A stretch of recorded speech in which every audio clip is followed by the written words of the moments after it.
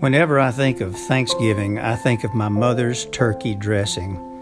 I can still smell that wonderful aroma coming from the oven even now. My mama was a good cook. She was raised as a country girl in a large family, and she learned to cook at her mother's elbow, and Thanksgiving was the day where she had to call on all her cooking skills. Turkey, potato salad, sweet potato souffle, biscuits, gravy, fresh green beans, white half runners if she could get them, fresh cranberry relish, orange jello salad with pecans, and on it went. And of course there was the best desserts imaginable, if you had any room left, that is. Homemade pecan pie, pumpkin pie, oh boy. But the one dish that we all wanted a heaping serving of was her famous turkey dressing. And it was always moist, never dry like stuffing can be. Besides, stuffing is a northern invention created by people that just have no imagination. Once I asked her for the recipe for the dressing. "There's not one," she said. "I just know what needs to go in, and the key to making really good dressing is use lots of drippings from the turkey.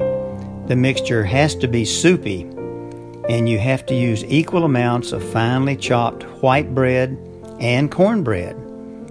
So I watched her and I tried to memorize just how she did it.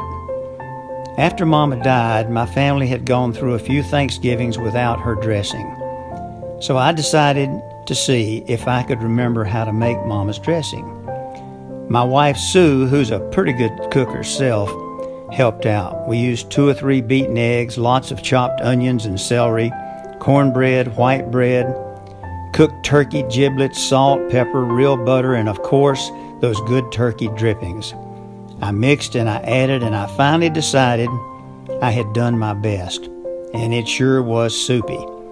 I buttered several 1.5-inch deep glass baking dishes, poured the concoction in, added more butter on the top, and into a 350-degree oven it went. I noticed that the grandkids seemed to be watching this whole process. Now, it wasn't Mama's, but everybody agreed it was pretty good. And now for the fun part. On Thanksgiving morning several years ago, when my grandchildren were really young, they asked if they could help me make the dressing. Sure, why not? The youngest, Annabelle, had to stand on a chair, and John, the older of the two, was a typical messy boy, dripping the mixins all over the countertop. Annabelle fussed at him, but he just kept on being sloppy. They enjoyed it. So did I. The parents captured the moment by taking a few pictures. We eventually completed the task, with each grandchild creating their own dish of Thanksgiving dressing. After the dressing came out of the oven and had been sampled, each grandchild said theirs was the best. "No, it's not. Yes, it is." We laughed. I have to admit, it was pretty tasty, all of it.